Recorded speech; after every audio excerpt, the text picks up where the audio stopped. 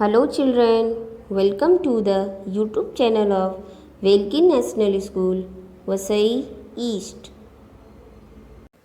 I am Mrs. Deepika Singh, subject teacher of Hindi.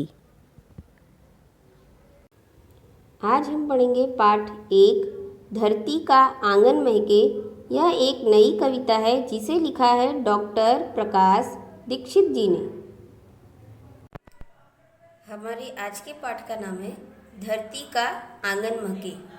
यह एक नई कविता है जिसे लिखा है डॉक्टर प्रकाश दीक्षित जी ने। आइए पहले हम ये कविता पढ़ते हैं। धरती का आंगन महके कर्म ज्ञान विज्ञान से, ऐसी सरिता करो प्रवाहित, खिले खेत सब धान से।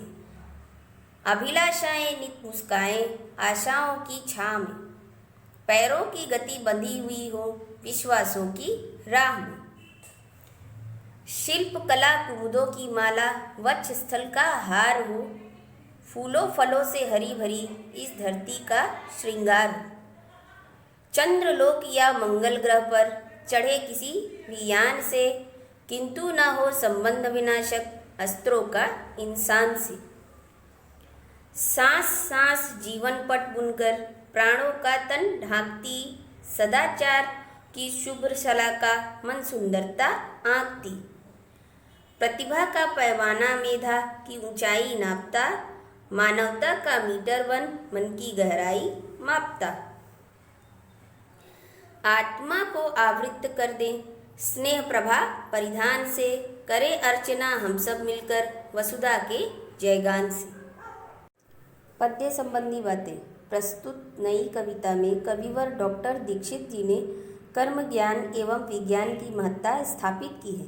आपका कहना है कि हम ज्ञान विज्ञान के बल पर भले ही आसमान को नाप लें, परंतु विनाशक शस्त्रास्त्र से मानवता को बचाना भी आवश्यक है। यह तभी संभव होगा जब समाज में सदाचार स्नेह बढ़ेगा। कविता का सरल अर्थ अब हम जान लेते हैं। धरती का आंगन महके कर्म ज्ञान विज्ञान से, ऐसी सरिता करो प्रवाहित, खिले खेत सब धान से।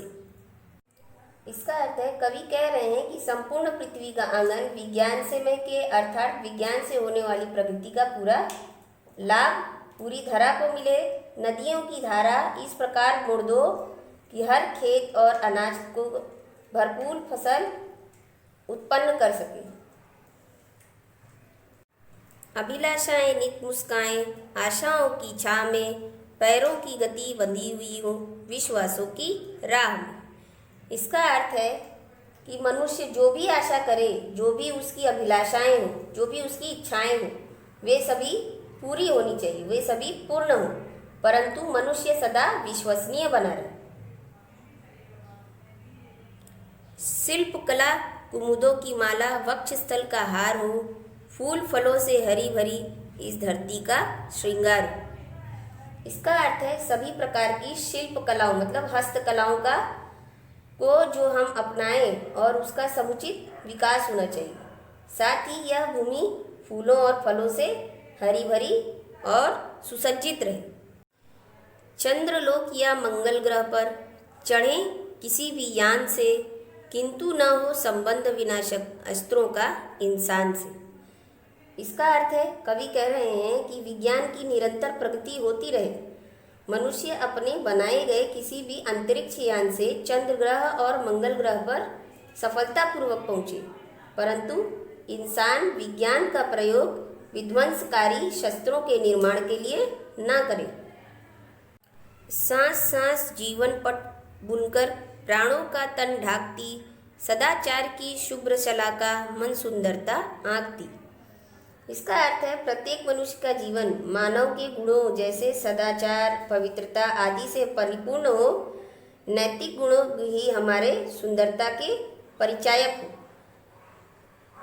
प्रतिभा का पैमाना मेधा की ऊंचाई नापता, मानवता का मीटर बन मन की गहराई मापता।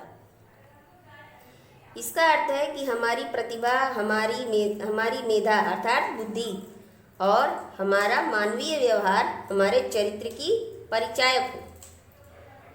आत्मा को आवृत्त कर दें स्नेह प्रभा परिधान से, करें अर्चना हम सब मिलकर वसुधा के जयगान से। इसका अर्थ है सबके प्रति हमारा व्यवहार स्नेहपूर्ण हो, हमारी आत्मा स्नेह रूपी परिधान से सजी हो, हम सब मिलकर इस रत्न प्रसविनी वसुधा के गान गाएं और इसकी अर्चना करें। तो बच्चों, आपने देखा कि यहाँ पर कवि क्या कहना चाह रहे हैं। कवि ने नैतिक मूल्यों और ज्ञान विज्ञान की प्रगति के बारे में बताया है।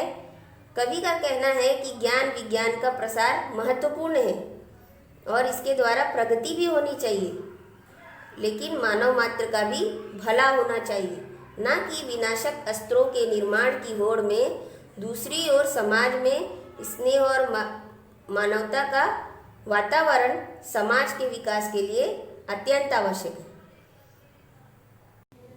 कविता की शब्दार्थ है प्रवाहित, बहता हुआ, वक्षस्थल, छाती, शिल्पकला, हस्तकौशल, कुमुद, कमल।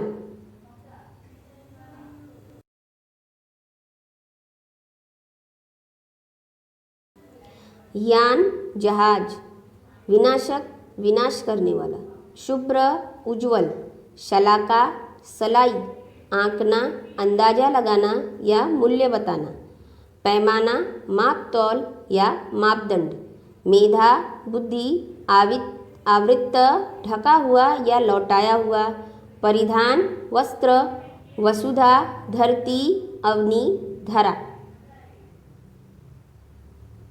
Thanks for watching.